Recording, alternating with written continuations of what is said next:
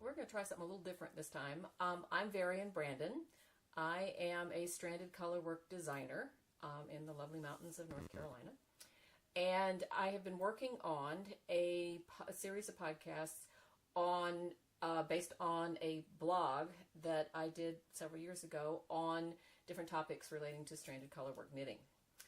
The problem is that I have had some things happen that have kind of set that off track, which I'll tell you about in just a minute. But so what this is a podcast that is divergent. How's that? That's the word I came up with. It's a divergent podcast, meaning that it diverges from the discussion we were having. And I'm going to call it, start numbering them A. This is Divergent A. I don't know. I'm just trying to, it just seems to me that if you're following the stranded discussion, then to have this as episode 4 and it not be about the stranded discussion, it would be a little confusing. So it's not a bonus, because Lord knows here, having me ramble around is not a bonus. So it's a divergent. It's tangential. It applies, but it or something like that. Anyway, so what this is well, let me back up. About the time I was going to do episode 4 of the stranded discussion, my mom got sick or started to slide down, and so I was having to spend kind of more time with her. She's older, and having to spend more time with her. 2 weeks ago, they called me and said, it's getting really close.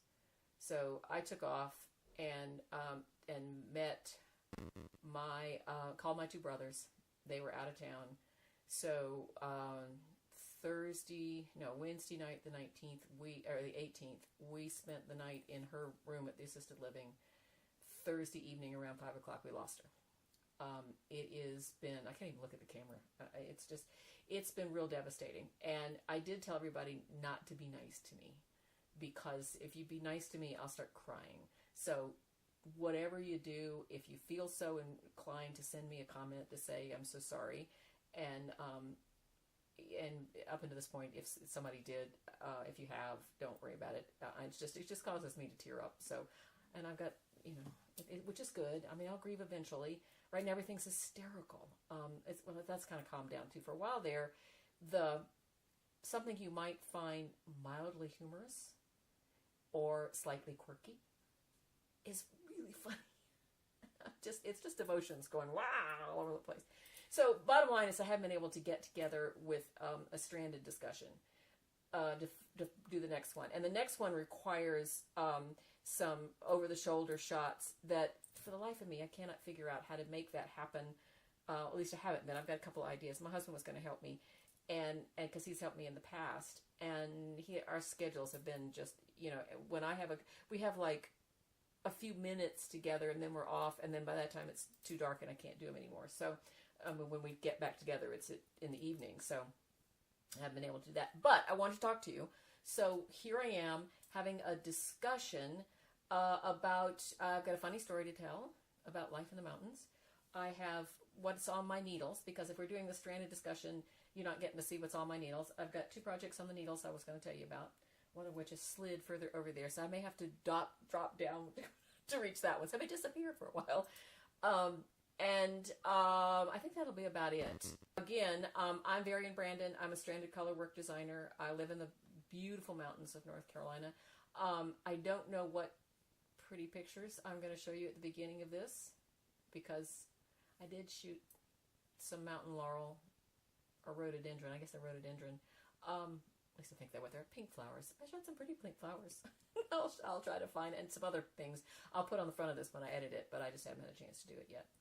So, life in these mountains is really interesting. We spent several years in Atlanta. So, and the craziest thing we had is perhaps a rabid coon occasionally.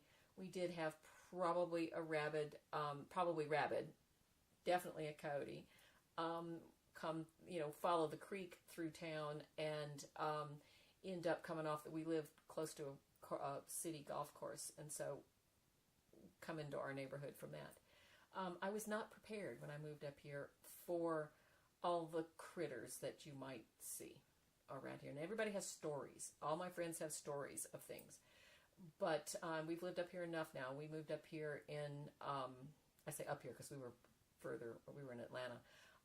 We moved up here in May of 13. So we've been up here enough that we have our own possibility of our own kind of stories. And it's fun.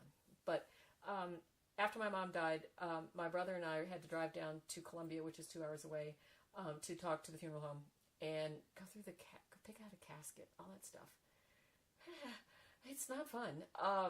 And we did it in one day, 4-hour round trip, 2 hours down, 2 hours back, and then dealing with funeral homes in the middle. I got rear-ended on the interstate on the way down. That's a whole other story, which I won't tell you this time. I'll tell you some other time. And then got back up here, had a whole house full of people, my brother and his wife and their son, and the other brother was here for a while. And so when they finally all left us, and we were here Sunday night, and I woke up and I was exhausted. I mean, just absolutely exhausted with all the details and the grief and the people being nice to me that I couldn't believe were being so nice. And it was overwhelming. And so I collapsed Sunday night and just went flat out. And I woke up in the middle of the night. I checked my watch. It was a little after 3 a.m. to my husband across the room, like this. That's all I could see. It was dark, so I couldn't see. All I could hear was the clapping. And I went, excuse me, are you all right? And he says, yeah, we've got a critter. Now, our property, you go up the driveway, and then the house sits on a flat area like this, and then the front of it goes down pretty steeply. It actually kind of goes down and levels off to like this, and then it goes down pretty steeply. So, and the bedroom's on the back side of the house. So he's standing at a cracked window, because we always have a window cracked at night. He's standing at a cracked window with trying to get the critter to move on by making noise. And I'm going, really? He says, yeah, it's okay. I don't think it's gonna be any problem. So I could hear them rumbling around. Not them. I could hear it rumbling around. And I could hear them, my husband and the critter, rumbling around right by the window. And I'm sorry, my hair is like looking strange with these glasses on. Do you like my headband? Isn't that great? Anyway, I could hear it rumbling around underneath the window, and it was right outside the window. We have, bedroom wall of the, because the whole basement is kind of on the back side of the house, and then flat area and bushes. So there's a little bit of space between the wall and the bushes. So,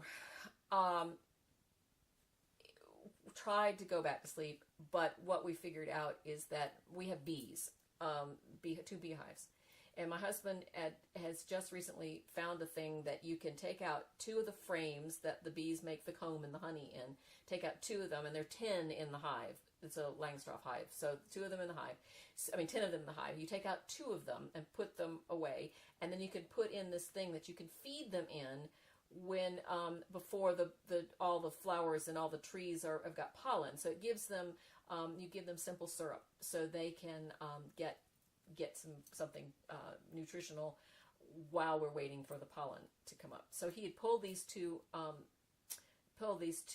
frames out that probably had some comb left on them, not much. We lost all our bees. We had 3 hives. We lost all our bees over the winter, and so we harvested all the honey that was left from those bees, because they just either left.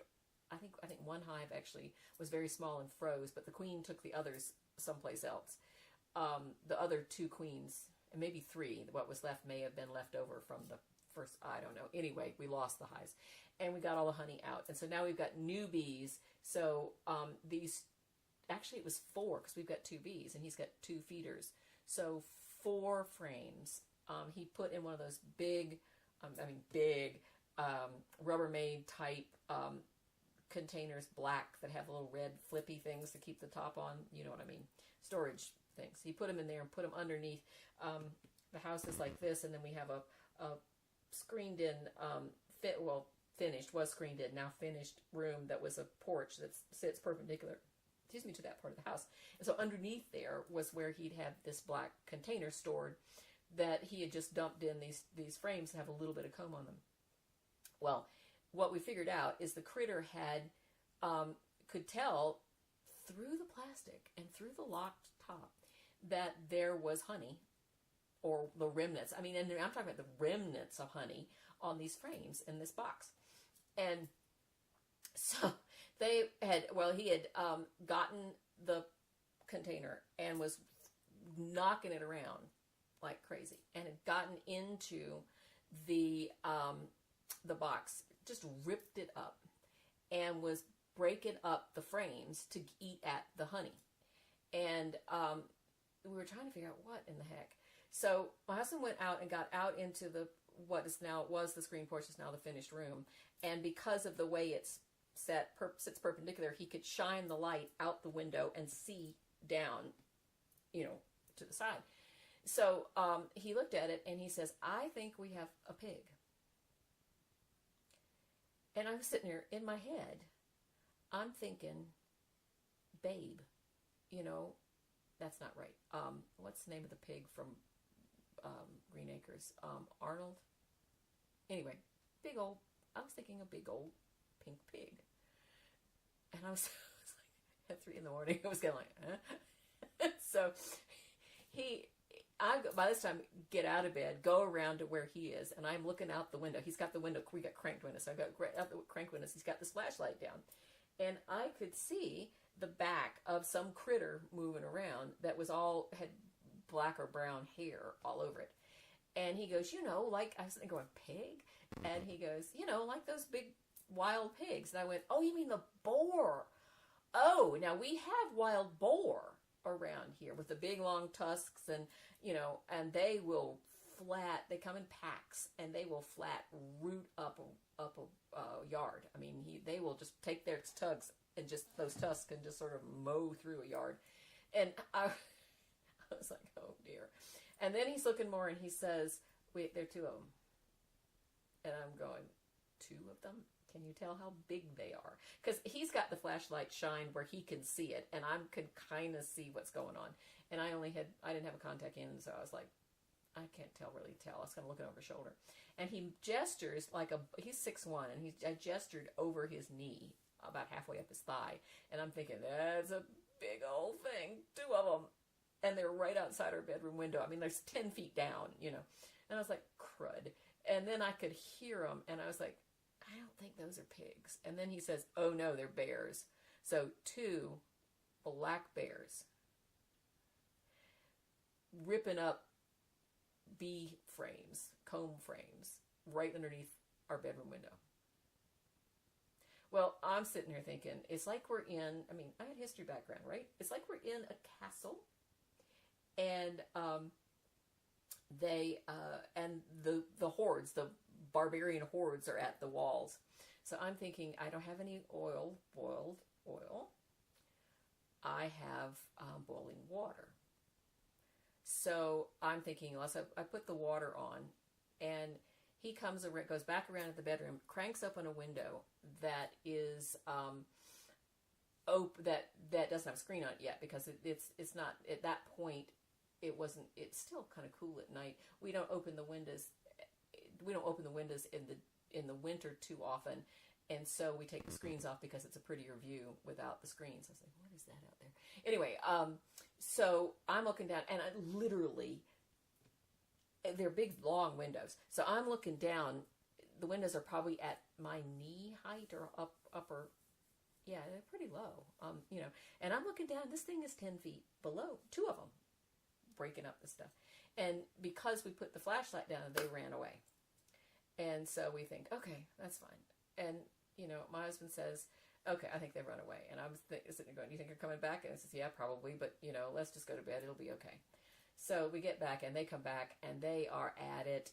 You know, we can't sleep because they're making these grunty, breaking frame kind of noises. And we're going, oh no, because that's money. You know, that's money breaking those. Those frames are not, you know, they're not expensive, but they're not cheap either. So he says, let's try the water. So I said, all right. So I go back, put the water back on, get the kettle, come back around. Now, understanding, my husband's in like gym shorts and a t-shirt. I'm in a nightgown, you know, and 3 o'clock in the morning, and the window's cranked open, and it simultaneously, he flashes the light on them, and I, you know, and they start to run. As soon as they see the light, they start to run. So I kind of threw some hot water on them. Now they tell me that unless you get the mouth or the pads of their feet, you're not going to hurt them, because that's the only way. I mean, they'll go through electric fences unless unless their pad of their paws gets on it, and that really burns, and so they, you know, they'll stay away, or unless they bite onto it. Sometimes people will put meat on the electric fence, so when they bite into it, they're shocked a little bit. So I probably maybe got a tablespoon of hot water on a snout, but it scared the fool out of them, and they go running off. Well, I didn't want them to come back, so I'm like going, ha, ha, ha, get out of here, oh, get out of here. I'm making a lot of noise. I got a big voice. I get making a lot of noise.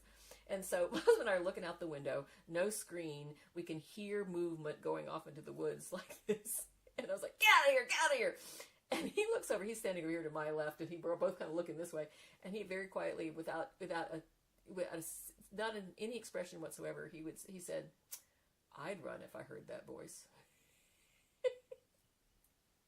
Oh, God. Oh, God.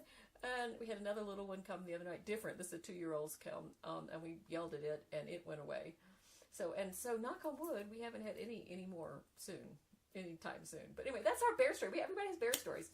I had another one get on the porch a couple of years ago. So, I mean, it's life in the mountains. So, now, knitting. This is what's on my needles right now. I am working on a coat. Let me get it down here. Come here.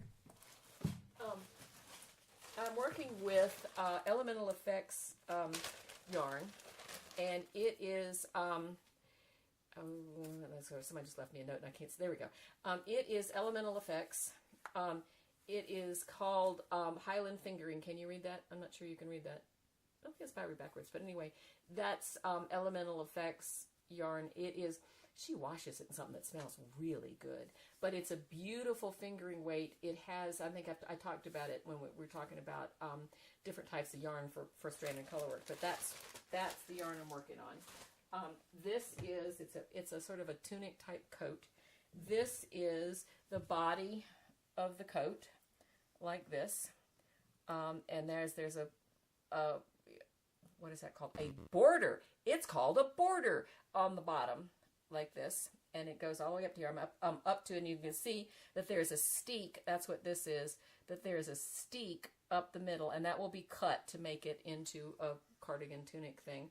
And then this little border that's right here, and you see that little border, that little bit right there with the picot edge, that'll go up the front and around the neck. And I think it's going to be sort of a scoop neck.